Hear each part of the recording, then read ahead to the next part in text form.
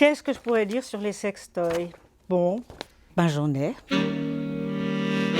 Mais c'était déjà un peu plus tard. Quand j'étais jeune, il n'y avait pas. Moi, j'en ai un. J'ai eu assez jeune. J'avais 17 ans. 17 ans, Ouais. d'accord. Puis pour moi, c'était pas tabou, je me sentais pas mal.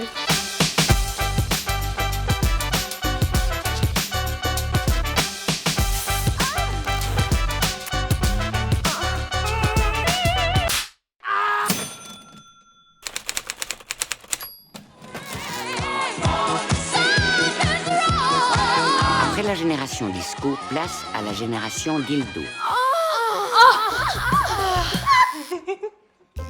Vivent les sites de vente en ligne qui ont banalisé le sextoys.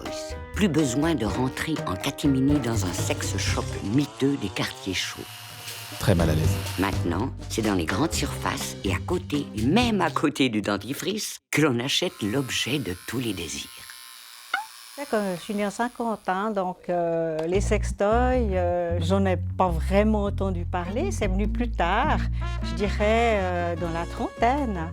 Mais c'était vraiment des objets assez tabous. J'en ai acheté divers qui ont fait leur temps, plutôt dans des brochures. Et puis on te les envoie discrètement, puis voilà. Des journaux, tu recevais à la Ouais. maison et il y avait des pages avec des sextoys dessus. Oui, mais c'est les journaux qu'on reçoit encore aujourd'hui, ma chère. Ok, ouais, alors, Alors, je suis plus calée. Papier, je suis perdue. Mais bon, toi, à l'époque, c'était un objet avec un fil et puis quand même une pile électrique à côté. Hein. Ouais.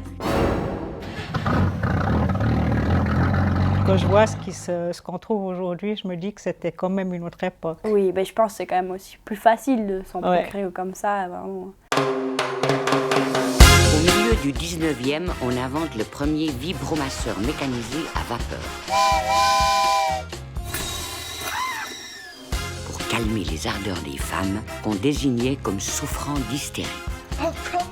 Il faudra ensuite attendre les années 30 pour que le premier sextoy soit commercialisé. Designé pour la femme au foyer, le Rolling Pin Hate Massager a la forme d'un rouleau à pâtisserie. Déjà, je pense qu'il y a une plus grande diversité pour les femmes, donc il y a plus de femmes qui les utilisent. Il y a peut-être plus de femmes qui sont frustrées ou qui n'arrivent pas à combler leurs envies, puis qui ont besoin de tester d'autres choses. Tu sais, ça c'est quelque chose qui est venu quand même, le désir féminin.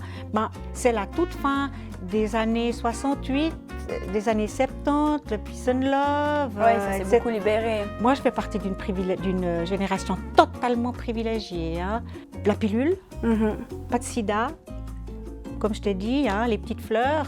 Donc, un peu youpla boum. Mais tu pouvais en discuter avec tes amis, tout ça, c'était pas même plus jeune? On en parlait peu, mais on le faisait. Tu sais, à l'époque, on commençait à parler peut-être un petit peu de la masturbation. Dans les années 50, 60, l'Église avait encore une chape assez importante sur les gens, puis il y avait la morale, et puis, je ne veux pas dire que ça rendait sourd, mais presque. Dominique et Nick s'en allaient tout simplement, routier, pauvre et chantant. On a commencé à en parler, et là, les femmes, je pense qu'elles se sont rendues compte quand même qu'elles y avaient droit. C'est à la fin du XXe siècle que les sextoys se popularisent, notamment grâce à la série Sex and the City. Dans un épisode devenu culte, le personnage de Charlotte se défrise la chicorée avec son vibromasseur à tête de lapin, offert par ses 3 copines. I have a lot of nerve coming in here. You're the one who made me get it. J'imagine que toi, tu as eu une éducation sexuelle à l'école, ou voilà. Ça fait partie des sujets, les sextoys. Bah, pas du tout. Pas du tout, hein, Ça n'a ouais. même pas effleuré. Mais je pense que la notion de plaisir, tout simplement, elle n'était pas évoquée. Hein, Ah bon? C'était plus prévention, attention les maladies, plus le côté négatif et un peu ce qu'il fallait faire gaffe. J'aurais pensé qu'il y avait un tout petit peu plus d'ouverture quand même. Et toi, tu penses que ça fait partie beaucoup de ta vie? C'est important? Le sextoy, moi, maintenant, parce que je m'organise autrement. Il n'y a pas que les sextoys non plus. Hein. Moi, à la douche, je te conseille, franchement. Mais je sais où il est planqué. Oui. Alors, des fois, je rigole quand même, parce que je me dis, mais bon, un de ces 4 matins, je ne serai plus là. Il y a des gens qui vont venir, de la famille en plus, qui vont venir débarrasser mon appartement et qui vont tomber là-dessus, puis se dire, ah bon, la tante Arlette quand même, hein, Ouais, c'est après vrai. tout. Hein.